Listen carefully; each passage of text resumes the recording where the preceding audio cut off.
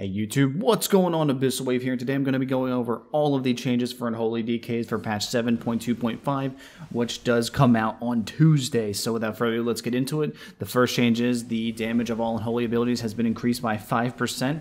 That was a very much needed change because Unholy DKs were pulling the higher end about 7 to 800k straight up single target on fights like Croesus, while Frost DKs were able to break 1 million pretty easily.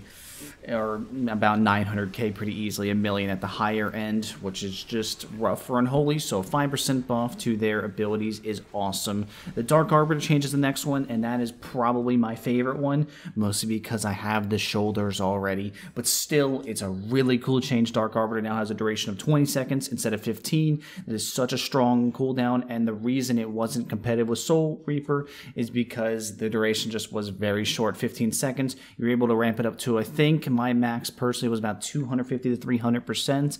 This you might even be able to get up to 400%, especially with some of the changes to, how Death Coil is going to work.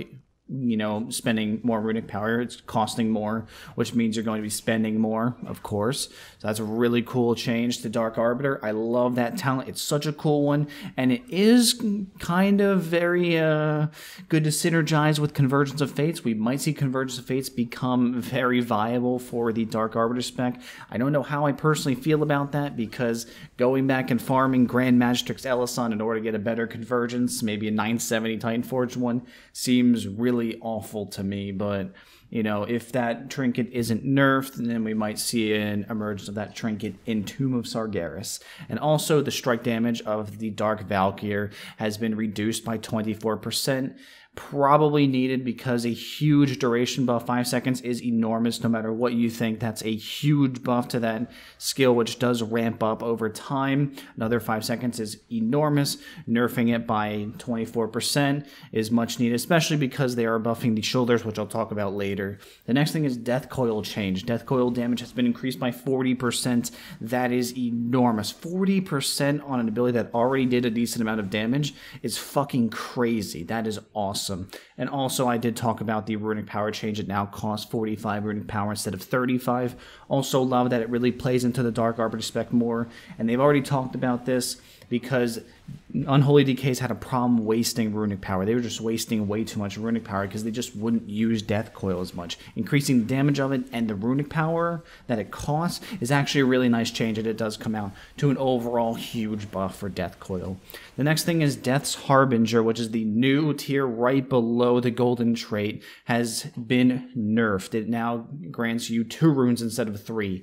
Now, personally, I think 3 runes was actually incredibly strong, and really this doesn't come out to a humongous nerf for this talent or this trait for Unholy DKs.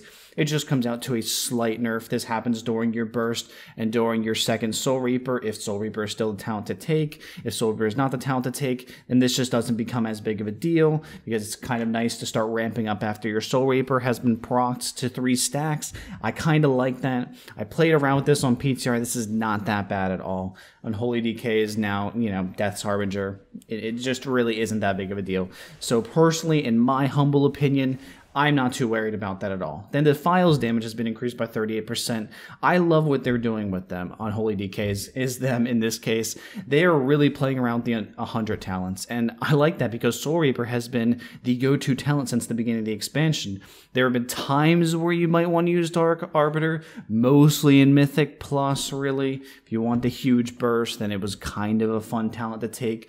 Early on, I was using it very early on, but Soul Reaper was just too strong. So buffing both Dark Arbiter and Defile is really exciting for me personally. Now, this comes out to a Defile buff, not a Death and Decay buff, so you will not see an increase in the Death and Decay damage. You will just see an increase in the Defile damage. Of course, you're going to see the 5% increased damage to Death and Decay because of the overall damage buff to Unholy DKs, but a 38% to Defile is enormous because it is such a cool talent, especially how it does give you mastery. It does really play with the Unholy mastery and how strong that is for them. So I really enjoy that talent. I'm excited to see how it's going to play out in Mythic Plus and really, really heavy AoE fights, such as something we might have like Scorpion again, or even going back and doing Scorpion as Unholy. It's kind of going to be a lot of fun. Next thing is Shadow Infusion now reduces Dark Transformation's cooldown by 7 seconds as opposed to the 5 seconds it previously was. I love this. And wait, I love it because of how we're going to be playing around with these shoulders. Now, I personally have Telthrax's shoulder pads.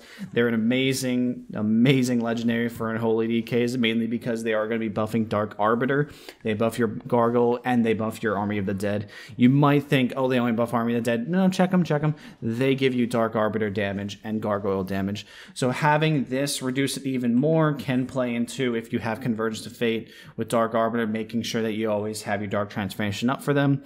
That's just enormous. Death Coil being able to reduce the cooldown by 7 seconds as opposed to 5 is just enormous, especially with the new golden trait for Unholy DKs playing around with your Abomination, which is kind of awesome how this even helps it more. Now, is it going to replace other talents in that tier? Maybe not. Necrosis is super strong, and Infected Claws has always been very strong, especially with Soul the Death Lord coming out. So I personally am not too that doesn't seem too promising to me, but it is a really cool change, making that talent actually viable again in some ways. And the next thing is Sudden Doom now procs 20% slower. And I see why they're doing this. They're doing this because they've buffed the Death Coil damage, and they've also buffed or nerfed, quote, but right here, Sudden Doom kind of takes advantage of the fact that Death Coil doesn't cost any runic power with that. It was incredible for synergy with Dark Arbiter, so making Sudden Doom kind of back off a bit and do less or have less procs of Sudden Doom is a nice change, because if it stayed the way it was, it might have been a little too strong paired with Dark Arbiter. I kind of see what they're doing with all these patch notes. Most of these kind of play with Dark Arbiter, which I personally really enjoy because I cannot wait to attempt this build. It's going to be a lot of fun, but nerfing Sudden Doom does make a lot of sense here. So now we're on to the legendary changes. The first thing is the Tax's shoulder pads are getting a buff up to 40% increased damage as opposed to the 30% that it currently is. I love this because the shoulders are such a strong legendary. Also, I love them because I have them, but they are such a cool legendary. They're really great to pair up with Dark Arbiter because it does buff your Dark Arbiter's damage. And yes, the Dark Arbiter damage has been nerfed a bit, but buffing Tax's shoulder pads does really help out overall. And if you have the shoulders, it probably comes out to overall just an enormous buff onto Dark Arbiter. If you have the shoulders, get really fucking excited because it's about to get real. Next thing is Instructor's fourth lesson now pops 1 to 2 festering wounds as opposed to 1 to 3. I know they just continually nerf this legendary. The beginning of the expansion, it was 1 to 5, and I prayed that I would get it. I didn't. Then they nerfed it to 1 to 4, or I think they just nerfed it right to 1 to 3. Now they're nerfing it to 1 to 2. I don't understand why they can just give it grants you 2 extra festering wounds. That would kind of make a lot more sense, or pops 2 extra festering wounds. That would make a lot of sense to me because they put developer notes on this and said the random number of wounds that could drop off your target made the rotation very unpredictable to manage at times, and we're reducing that a bit. They're not saying we're reducing it altogether. They're saying we're reducing that a bit. I wish they would just get rid of the RNG in that at all and just make it pops 2 extra wounds or pops 1 extra wound, pops 3. I don't know. 2 would be kind of nice sweet spot, make it a great legendary but not super broken or super weak.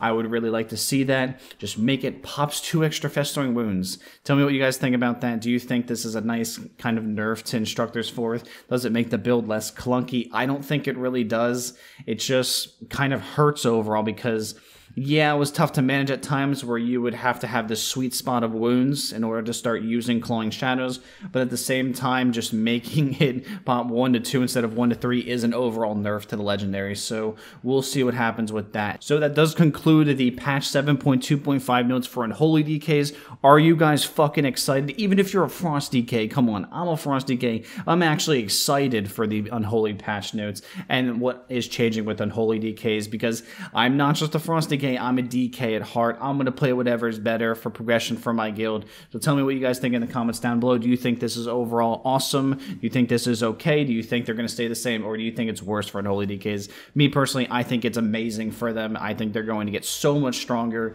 But tell me what you guys think down in the comments below. I'll see you guys later. Have a good one.